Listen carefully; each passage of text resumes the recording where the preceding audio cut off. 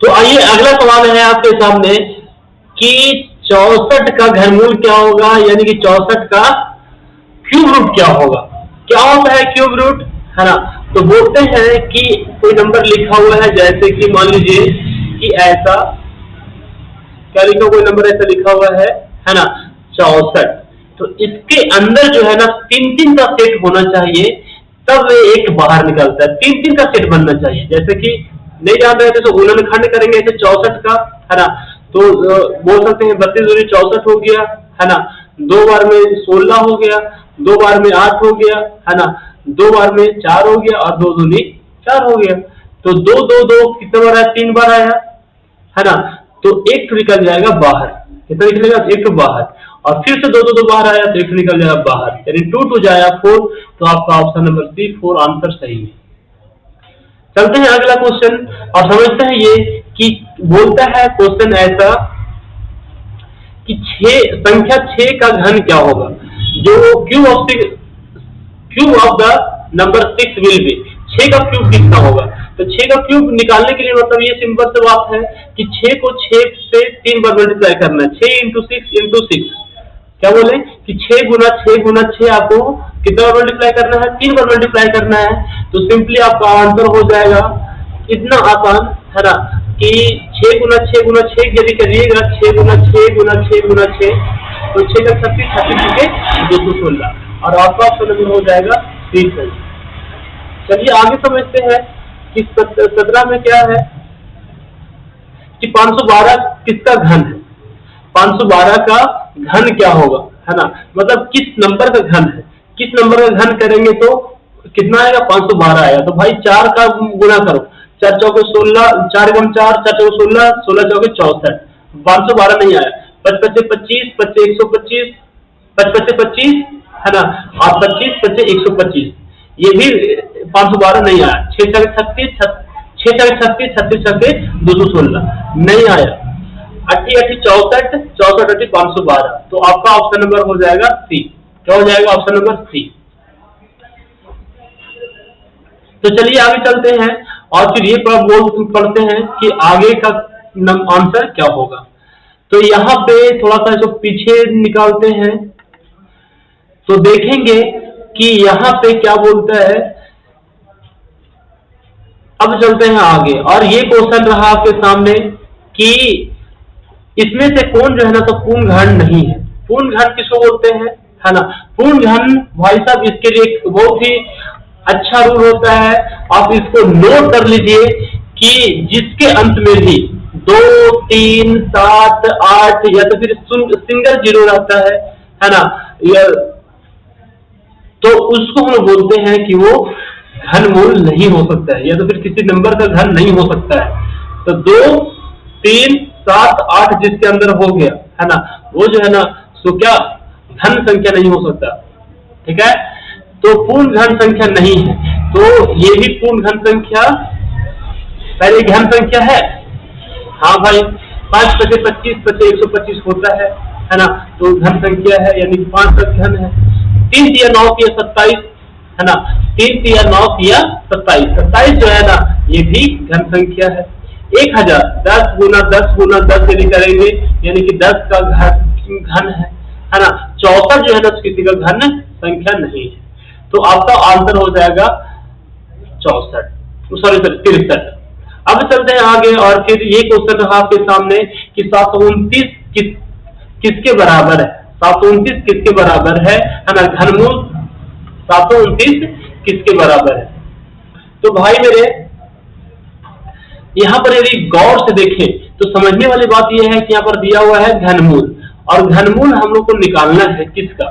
तो फिर हम लोग जानते हैं 729 का घन निकालने के लिए, है ना, कितना होगा। 729 को आप ब्रेक करें ऐसे तो 9 3 से काट सकते हैं, 3 दूनी 6, है ना, 3 चौके 12 और 3 तिया 9।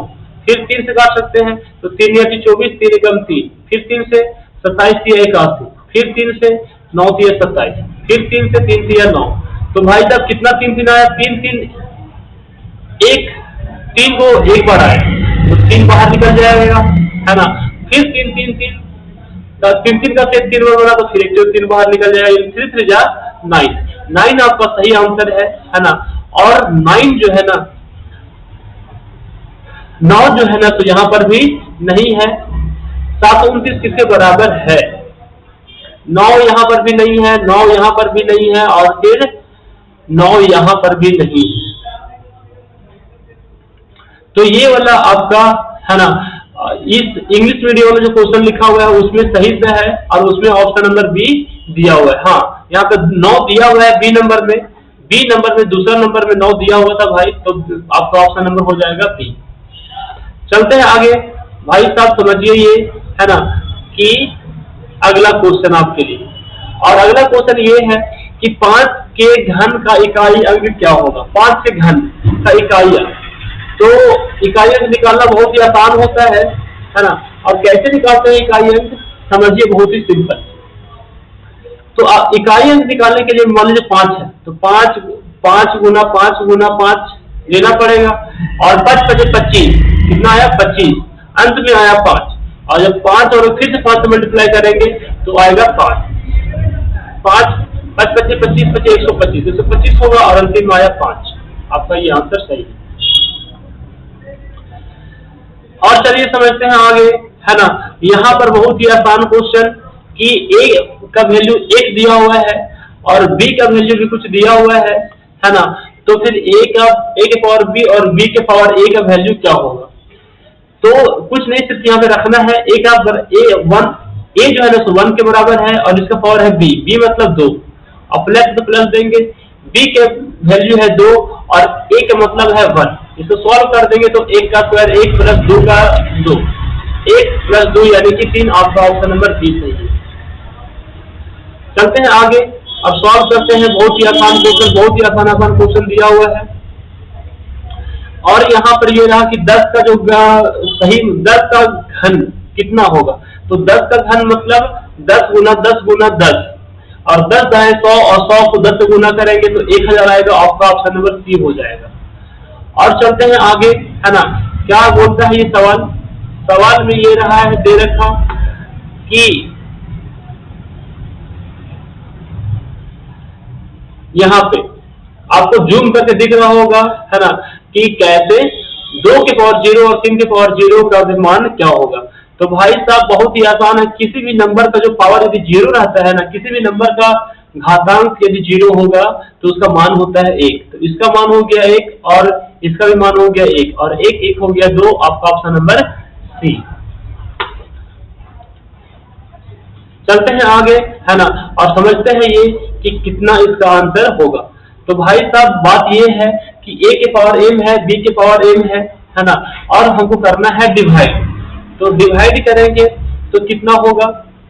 तो डिवाइड करेंगे, है ना, तो m का वैल्यू दिया हुआ है 0, m का वैल्यू क्या दिया हुआ है? 0 दिया हुआ है। तो सिंपल सी बात है, a बाई b लिखेंगे, है ना, और दोनों में m है तो दोनों में m लिखेंगे, और a बाई m का वैल्यू दिया हुआ है 0, मतलब a बाई b का पावर में दिया हुआ है 0, और किसी भी नंबर के पावर में 0 होता है उसका वैल्यू होता है 1। इसीलिए आपका ऑप्शन नंबर 2 सही है। चलिए आगे समझते हैं, और फिर ये क्वेश्चन अगला 25 नंबर 25 ये बोलता है कि 1000 का मानक रूप क्या होगा? 1000 का मानक रूप कैसे लिखेंगे? मानक रूप मतलब होता है कि उसको जो है ना 100 घातांक के रूप में लिखिए। तो घातांक के रूप में हम लोग लिख सकते हैं कितना? 1000 को 10 के पावर 3 लिख सकते हैं। क्या लिख सकते हैं? 10 के पावर 3। तो 10 के पावर 3 यहाँ है, यहाँ नहीं है, यहाँ पर भी नहीं है, और यहाँ पर भी नहीं है। आपका ऑप्शन नंबर 4 सही है। अब चलिए समझते हैं आगे का क्वेश्चन, और फिर ये रहा आपके सामने क्वेश्चन कि इसका मान सामान्य रूप क्या होगा? सामान्य रूप मतलब इसको जो है ना डेसिमल में कन्वर्ट करना है, दशमलव में चेंज करना है। और कैसे दशमलव में चेंज करते हैं भाई साहब, है ना, समझ लीजिए। आपके एग्जाम में आपको 4 चांद लगा सकते हैं ये सब क्वेश्चन, है ना, आपके एग्जाम के सवालों में ये सब शामिल हो सकते हैं।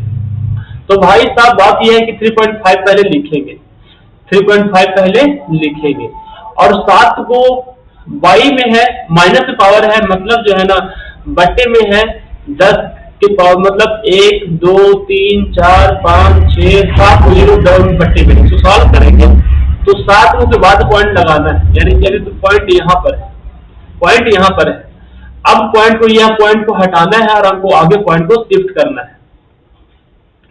और पॉइंट कैसे आगे शिफ्ट हुआ? 7 के बाद। तो पॉइंट यहाँ था तो 1 डिजिट, 2 डिजिट, 3 डिजिट, 4 अंक, 5 अंक, 6 अंक और ये हो गया 7 अंक और यहाँ पे लगेगा पॉइंट। तो पॉइंट के बाद कितना जीरो? 2, 2 4 और 2 6 जीरो होना चाहिए। कहां पर है 6 जीरो? यहाँ नहीं है, यहाँ पर भी नहीं है, यहाँ पर तो 5 जीरो है ना? तो आपका ऑप्शन नंबर ए सही है। अब चलिए समझते हैं आगे, है ना? और फिर लिखते हैं ये कि 0.005 का मानक रूप क्या है? मानक रूप मतलब होता है ना, कि उसको घातांक के रूप में लिखें और फिर उसको बोलता है ऐसा। तो पॉइंट को हटाएंगे यहाँ से तो नीचे आएगा 1 और फिर 1, 2, 3 अंक है तो 3 तो 0, यानी कि 5/1000। 5/1000 मतलब 5 × 5, 5 दूनी 10, यहाँ पर 200। 1/200 ये तो पॉइंट में आ गया, मानक रूप नहीं हुआ।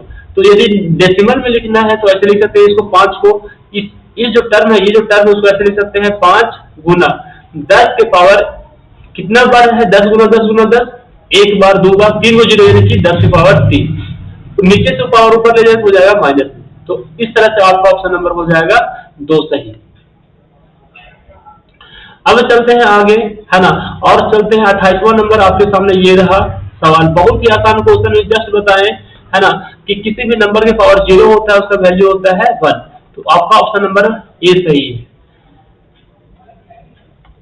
और फिर इसी से, है ना, क्वेश्चन नंबर 2 29 आपके सामने है और यहाँ बोलता है ये कि इसका जगह पर क्या होगा। यानी कि ये बहुत ऐसा क्वेश्चन बार बार पूछा जाता है, हर एग्जाम में पूछा जाता है ना? 8 क्लास के बोर्ड में बहुत बार आया है, तो ये इसको देख लीजिए, समझ लीजिए। भाई साहब क्या बोलता है कि यहाँ पे आपको बी का वैल्यू और ए का वैल्यू क्या रखे, है ना, कि ए 129 आ जाए। कितना आ जाए? 29 आ जाए। यहाँ पर है 2, यहाँ पर है 2, तो बी की जगह पर क्या रखे, है ना, कि यहाँ पर आ जाए 9 आ जाए। क्या आ जाए? 9 आ जाए। तो यहाँ पर मान लीजिए कि यदि रखे 1 रखे, क्या रखे? 1 रखे तो 1 दूनी 2 हो जाएगा, है ना? ये तो 9 आएगा ही नहीं, यहाँ पे, यहाँ पर नहीं आएगा, है ना? तो पहले ऑप्शन देख लीजिए क्या क्या दिया हुआ है ना, कि यहाँ पर क्या रखा जाए, कि ए और बी की जगह पर क्या रखा जाए, है ना, कि यहाँ पे सॉल्व होने के बाद, है ना, कितना आ जाए? 129 आ जाए। तो पहला बोलता है ना, कि ए की जगह पर 9 रखो, है ना, और फिर बी की जगह पर रखो 7, बी की जगह पर रखो 7। ऐसा कुछ हो सकता है। 9 7 क्या रखा जाए?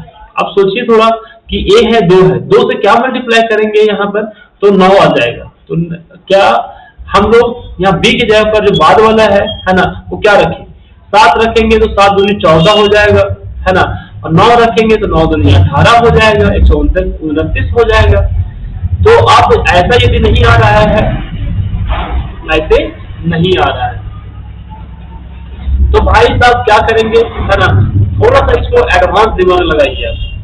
क्या लगाइए? थोड़ा सा एडवांस दिमाग लगाइए।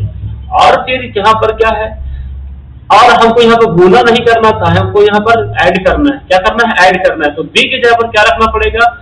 सिंपल सी बात है, 2 में क्या जोड़ेंगे तो 9 हो जाएगा। 7 रखना पड़ेगा, तो 7 तो आपका नंबर इसमें है, बी है, और इसमें भी है। तो फर्स्ट को देखना पड़ेगा, फर्स्ट में क्या रखना पड़ेगा? ए की जगह पर। तो ए की जगह पर यहाँ पर, है ना, 7 9 हो गया। मान लीजिए 7 रख दिया, 7 9 हो गया। तो 3 में क्या और जोड़ दें तो 12 हो जाएगा। तो 3 में 9 जोड़े तो 12 होगा। यहाँ पर दिया हुआ है 7, तो इसीलिए आपका ऑप्शन नंबर बी सही। चलते हैं अगला क्वेश्चन में। और फिर बहुत ही आसान क्वेश्चन है, और बहुत ही आसान क्वेश्चन कैसे है ये देखिए। बोलता है इसका विस्तृत रूप लिखिए, एक्सपेंडेड फॉर्म लिखिए। एक्सपेंडेड फॉर्म कैसे लिखा जाता है? आप लोग नंबर में लिखने के लिए सीखोगे, है ना। कोई वेरिएबल के रूप में यदि कोई नंबर लिखा हुआ है उसको आप मानक रूप में विस्तृत रूप में लिखने के लिए नहीं सीखा होगा। तो चूंकि ए जो है ना, इकाई, दहाई, सैकड़ा स्थान पर, तो सैकड़ा से गुना करेंगे। बी जो दहाई अंक पर है तो दहाई से गुना करेंगे, और सी जो इकाई अंक पर है तो सिर्फ इकाई से गुना करेंगे। और ये जो दिख रहा है ना आपका ऑप्शन नंबर, लास्ट में सी यहाँ पर भी है, लास्ट में सी यहाँ पर भी, यहाँ पर 10 भी है, यहाँ पर 10 भी नहीं है। तो इस तरह से आपका ऑप्शन नंबर ए सही है। अब चलिए आगे, है ना, और समझते हैं क्वेश्चन नंबर, बहुत ही इंपॉर्टेंट क्वेश्चन, गुना वाला जो अभी कर रहे थे हम लोग, है ना। तो भाई साहब बात ये है कि इसको ऑप्शन से करते हैं। क्या है ना, कि PQ को 6 से गुना करें तो ऑप्शन कौन सा सही आएगा। PQ को यदि 6 से गुना करें तो ऑप्शन कौन सा सही होगा। क्या बोलता है ना, कि PQ को 6 से गुना करें तो 6 से लिखिए, है ना। PQ है, यहां पर आया था क्या, PQ, उसको गुना करना है 6 से, है ना। तीनों अंदर आना चाहिए, Q जो है ना, तीनों आना चाहिए, बराबर आना चाहिए। तो क्या है, तो यदि आप मान लीजिए, है ना, कि Q का वैल्यू रखे 7, तो 7 छक 42 होगा, है ना, 2 आएगा। यदि 4 रखे, है ना, तो आएगा 6 चौके 24, है ना, और 2 26। क्यों तो नहीं आया, तब तो बराबर नहीं आया, ऑप्शन नंबर ये गलत है। यदि 7 और 4 रखे, है ना, इसको रखे 7 और इसको रखे 4, तो क्यों वाला आना चाहिए, यहाँ पर जो रखे वही आना चाहिए, बार बार रिपीट होना चाहिए। तो 6 चौके 24, यहाँ पर 4 तो आया, है ना, और 7 छक 42 और फिर 2 44, देखो आ गया, है ना। यानी कि PQ बराबर क्या रखना चाहिए, जो Q है ना, वही आंसर में आ रहा है, बार बार रिपीट हो रहा है ना। Q के वैल्यू रखे थे 4 और P का वैल्यू रखे थे 7, तो ये नीचे वाला क्या आया, सब Q आया, Q आया। तो इसी तरह से आपका ऑप्शन नंबर ये हो जाएगा, है ना, 1। क्या हो जाएगा, 1। अब अगला क्वेश्चन है ना, उसी तरीके से नहीं है, थोड़ा सा अलग है। और क्या बोलता है, इसका व्यापक रूप क्या होगा, है ना। व्यापक रूप का मतलब होता है ना, कि उसको विस्तारित रूप में लिखना। विस्तारित रूप में लिखना कैसे लिखेंगे, विस्तारित रूप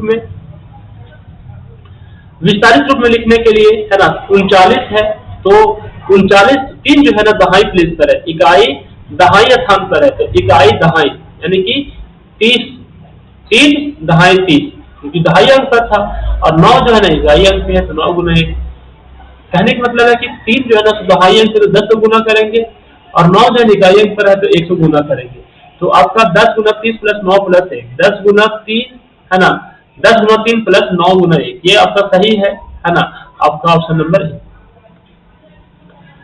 और इसी तरह से, है ना, हम लोग चलते हैं आगे और ये समझते हैं 33 नंबर क्वेश्चन। और क्या बोलता है कि 72x को 9 से यदि विभाज्य है तो x का मान क्या होगा।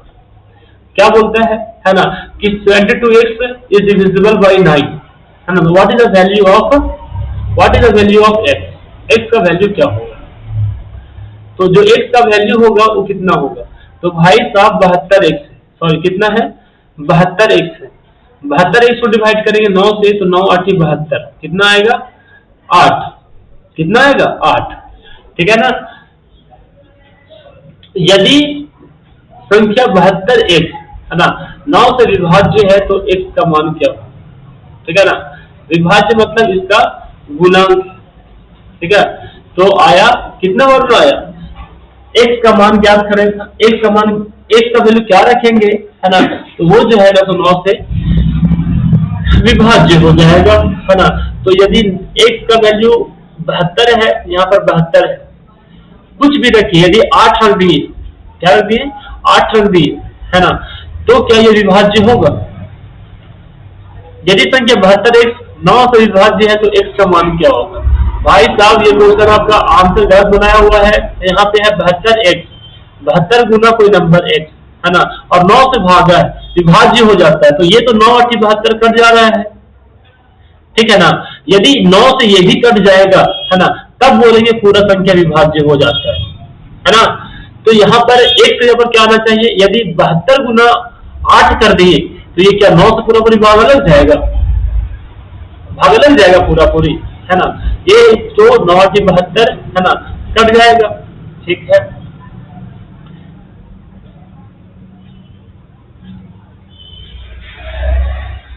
यदि संख्या 72x 9 से विभाज्य है, फिर से बताते हैं, है ना, आप समझिए थोड़ा ध्यान से।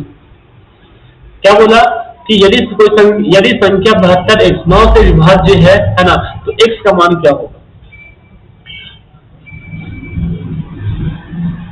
72x, है ना, 9 से भाग करेंगे, 9 8 72, 8 आएगा, 8x आएगा, कितना आएगा 8x आएगा, है ना 8x, तो क्या आएगा, है ना x का मान पूछा था भाई, x का मान 72 में क्या गुना करे, है ना, तो 9 से विभाज्य हो जाएगा। ठीक है, तो 72, अब कुछ भी नंबर गुना करो इसमें से, 72 को, है ना, यदि 8 गुना करेंगे तब भी वो 9 से विभाज्य हो जाएगा, है ना। 72 में आप 9 से गुना करें तब भी वो 9 से विभाज्य हो जाएगा, है ना। 72 में आप 7 से गुना करें तब भी वो 9 से विभाज्य हो जाएगा। ठीक है, 72 में आप 3 से गुना करें, है ना, तब भी वो जो है ना 9 से भागा लग जाएगा। इसका ऑप्शन में थोड़ा सा उनको प्रॉब्लम लगता है। चलिए आगे समझते हैं क्वेश्चन नंबर कितना 34। क्या बोलता है कि 10 गुना 0, 0 आ जाएगा, 0 को 0 से ऐड करेंगे तो 0 आएगा। आपका ऑप्शन नंबर 4 सही है। कितना, ऑप्शन नंबर 4। अब चलते हैं आगे, है ना, और फिर ये रहा आपके सामने बहुत ही आसान सवाल, और आसान सवाल इस सेंस में है ना, कि इसका वैल्यू क्या होगा, और इसका वैल्यू कहने का मतलब क्या है कि a के पावर m है और a के पावर n है, ठीक है ना। तो वहां पर जो है ना, तो a के स्थान पर क्या आएगा, मतलब कि जो a के पावर यहाँ खाली स्थान दिया हुआ वहां पर क्या आएगा, तो आधार सेम है, आधार जब सेम होता है ना, तो जो घातांक है वो जुड़ जाता है, यानी कि a के पावर m प्लस n हो जाएगा। कितना हो जाएगा, m प्लस n, आपका ऑप्शन नंबर 2। यदि बात करें थोड़ा सा आगे बढ़े, है ना, और इसका तो योगफल कितना होगा, जोड़ना है ना, तो जोड़ेंगे कैसे, कैसे जोड़ेंगे भाई साहब, जोड़ना बहुत ही आसान होता है ना, और सो भी इस तरह के सवालों को, है ना, सिंपल से बताते हैं आपको। क्या कि यहाँ पे जो है ना, यहाँ पे 15x है, कितना है 15x, और यहाँ पे है 13x, तो 15x में से 13x घटेगा तो बचेगा सिर्फ 2x, क्योंकि बड़ा नंबर प्लस में है तो प्लस में आएगा। और -5 x स्क्वायर में से 6 स्क्वायर घटेगा, कितना होगा, -5x स्क्वायर, है ना, और प्लस में 6x स्क्वायर, तो बचेगा सिर्फ x स्क्वायर बचेगा, तो प्लस में आएगा फिर x स्क्वायर, यानी कि x square plus 2x, x square plus 2x। ठीक है, अब चलिए समझते हैं आगे, है ना। 44 से तो हो गया, ठीक है।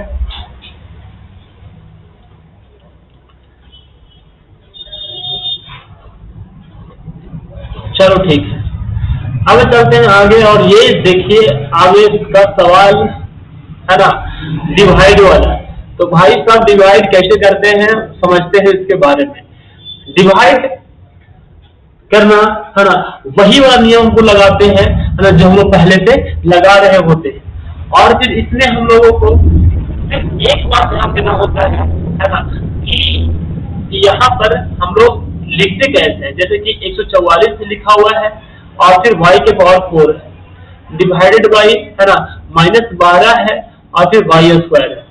ठीक है, तो पहले नंबर को डिवाइड करेंगे, 44 को डिवाइड करेंगे 12 से, तो कितना आएगा, डिवाइड करके देख लीजिए ऐसे 144 को, है ना, आएगा 12 कम 12, है ना, 2 आया, फिर 4 आया, उतार दीजिए, तो 12 दूनी 24, 12 आया, यहाँ लिखेंगे -12 पहले होगा आंसर में, क्योंकि यहाँ पे माइनस है, और y की पावर 4 है, y की पावर 2 है, डिवाइड में, है ना, जब आधार सेम होता है तो घातांक घट जाता है, तो y की पावर 4 में 2 गया तो 2 बचा, यानी कि -12 y स्क्वायर, तो -12 y स्क्वायर आपका ऑप्शन नंबर 2 सही है। और चलते हैं अगला सवाल हम लोग 45 का, है ना, इसका हल क्या है, सॉल्यूशन निकालना है ना, तो इसका सॉल्यूशन कैसे निकालेंगे। सॉल्यूशन निकालना बहुत ही आसान से बताऊंगा आपको, है ना, सिर्फ थोड़ा सा वेट करना पड़ता है आप लोगों को, और फिर थोड़ा सा सवाल वेट करने के चक्कर में हो रहा है ये, तो यहाँ पर है 3x, कितना है 3x, यदि माइनस को उधर ले जाएंगे तो हो जाएगा 11, और उधर जाके इधर माइनस में तो उधर जाके हो जाएगा प्लस में, यानी कि 3x इक्वल टू आ जाएगा 15, और x का वैल्यू निकालेंगे तो हो जाएगा 15/3। अब 15/3 को सॉल्व करेंगे तो आएगा 3 5 15, x इक्वल टू कितना आया 5, x इक्वल टू 5, और इस तरह से आपका ऑप्शन नंबर 2 सही है। चलिए आगे चलते हैं, 45 हो गया, 46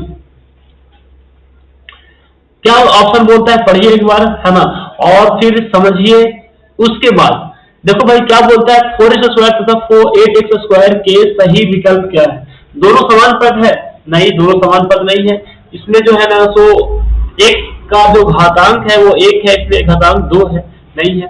असमान पद है? हाँ, दोनों असमान पद है। दोनों बहुपद है? बहुपद नहीं है। दोनों अचर है? नहीं भाई, अचर नहीं है ना, दोनों जो है ना चर है। तो इस तरह से आपका ऑप्शन नंबर 2 बिल्कुल सही है, ऑप्शन नंबर 2। अब चलते हैं आगे, बहुत ही हम लोग खत्म होने के बहुत नजदीक हैं, और फिर खत्म होने के नजदीक में हम लोग पहुंच गए हैं। ये क्वेश्चन को देख लिए, ये क्वेश्चन को भी देख लेते हैं और चलते हैं। इसको देख लिए है ना। सार्वगुणनखंड निकालना यानी कि कॉमन फैक्टर निकालना है। तो कॉमन फैक्टर निकालना कितना आसान होता है आप बहुत अच्छे से जानते हैं। कॉमन फैक्टर कहने का मतलब ये होता है कि जो दोनों में है। तो भाई साहब 21 और 27 को में कॉमन क्या है? तो ये देखते हैं कि 21 और 27 किस टेबल से दोनों कट जाता है। तो पता चलेगा कि 7 का टेबल से नहीं करता है, 7 का टेबल से 27 नहीं करता, ये तो गया।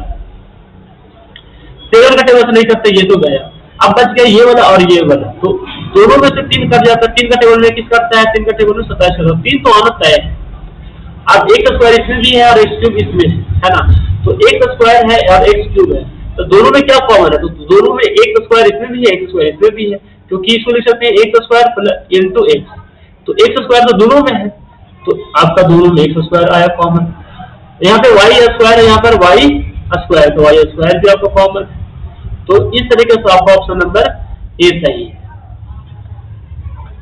और हम लोग चलते हैं है ना 48 नंबर, और 48 नंबर का गुणनखंड क्या होगा? इतना ये थोड़ा सा समझने वाली क्वेश्चन है, और इस तरीके से क्वेश्चन आपका आ सकता है भाई। तो इस तरह के क्वेश्चन को हम लोग कैसे सॉल्व टैकल करते हैं है ना, आइए समझते हैं। तो भाई साहब बात ये है कि इसको सॉल्व करते हैं a प्लस बी के होल स्क्वायर से। क्या? a प्लस बी के होल स्क्वायर है ना, चाहे तो फिर a माइनस बी के होल स्क्वायर। तो देखो यहाँ पर है दिया हुआ है, इस समझ लो a² है, और इस समझ लो दिया हुआ है b² है, यानी कि t², और इसको लिख सकते हैं 5 का स्क्वायर। तो a² हो गया प्लस b² हो गया। यहाँ पे माइनस में है तो माइनस में माइनस लिख दिए, और 2ab के फॉर्म में है कि नहीं, तो 2 लिख सकते हैं। और a दिया हुआ है कितना? t, और b दिया हुआ है आपका 5। ठीक है, तो 5 दूनी 10 t हो गया, यानी कि a माइनस बी के होल स्क्वायर पे शिफ्ट है, क्योंकि a माइनस बी का जो होल स्क्वायर होता है वो कितना होता है? a², और फिर माइनस में 2ab और प्लस में b²। तो कि देखिए दिख रहा है वैसे ही a² है और फिर लास्ट में b² है, माइनस में 2ab के फॉर्म में। तो मतलब a माइनस बी के होल स्क्वायर में है, तो a मतलब हो गया p और b मतलब हो गया 5, और माइनस इसका होल स्क्वायर। इस तरीके से आपका ऑप्शन नंबर है ना ए सही है। अब चलते हैं क्वेश्चन नंबर 49 की तरफ, और क्वेश्चन नंबर 49 रहा ये आपके सामने है ना, और ये भी बहुत ही आसान क्वेश्चन है। क्वेश्चन नंबर 49 कि इसका वैल्यू क्या होगा, ये पूछा है हम लोगों से ये पूछा है कि ये जो टर्म लिखा हुआ है ना 3 के पावर माइनस 3, उसका मान क्या होगा? 3 के पावर माइनस 3, 1/3 के पावर माइनस 3, इसका वैल्यू क्या होगा? तो इसको हम लोग सॉल्व करते हैं।